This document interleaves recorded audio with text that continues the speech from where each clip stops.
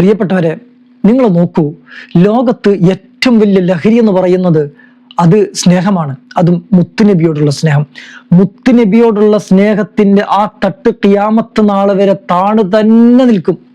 അതിന് മേലെ വെക്കാൻ ഒരു സംഭവം ദുനിയാവിലില്ല. ഹബീബായ നബിത്തങ്ങളെ നമ്മൾ കണ്ടിട്ടില്ല, അവിടുത്തെ കൈ നമ്മൾ പിടിച്ചിട്ടില്ല, അവിടുത്തെ സംസാരം നാം കേട്ടിട്ടില്ല. ഹബീബായ നബിത്തങ്ങൾ പല വേദനകളും ബുദ്ധിമുട്ടുകളും അനുഭവിക്കുമ്പോൾ ഓർത്തത് ഉമ്മത്തിനെയാണ്. നമ്മളെ ഓരോരുത്തരെ ഓർത്തിട്ടാണ് ഹബീബായ നബിത്തങ്ങൾക്ക് വിഷമം വന്നിട്ടുള്ളത്. ഈ സമുദായത്തെ ഓർത്തിട്ടാണ്. ഖുർആൻ ഓർമ്മപ്പെടുത്തുന്നുണ്ടല്ലോ, വമാ അർസൽനാക ഇല്ലാ റഹ്മത്തൽ ലിൽ ആലമീൻ. ലോകത്തുള്ള മുഴുവൻ ആളുകൾക്കും അനുഗ്രഹമായിട്ടാണ് ഹബീബായ നബിത്തങ്ങൾ അല്ലാഹു തആല ഈ ലോകത്തേക്ക് നിയോഗിച്ചിട്ടുള്ളത്.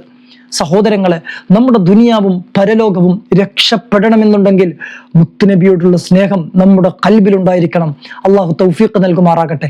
നിങ്ങൾ നോക്കൂ, നബിദിനമാവുമ്പോൾ, റസൂലുള്ളാഹിന്റെ ജന്മദിനമാവുമ്പോൾ നമ്മുടെ മക്കളൊക്കെയും ആവേശത്തിലും സന്തോഷത്തിലുമാണ്.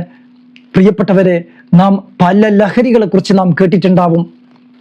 ലഹരിയിൽ അടിമപ്പെട്ടു പോയ ആളുകളുടെ ജീവിതമൊക്കെ നശിച്ചത് നമ്മൾ കേട്ടിട്ടുണ്ടാവും. എന്നാൽ ഹബീബായ മുത്തുനബിയോടുള്ള സ്നേഹത്തിന്റെ ലഹരിയിൽ ചേർന്ന ആളുകൾ മുഴുവനും നന്നായ ചരിത്രമേ ലോകത്തിനുള്ളൂ. നാം ഹബീബിനെ അങ്ങ് സ്നേഹിക്കുക, നമ്മുടെ ഒക്കെ ഖൽബ് നന്നാക്കി തരുമാറാകും.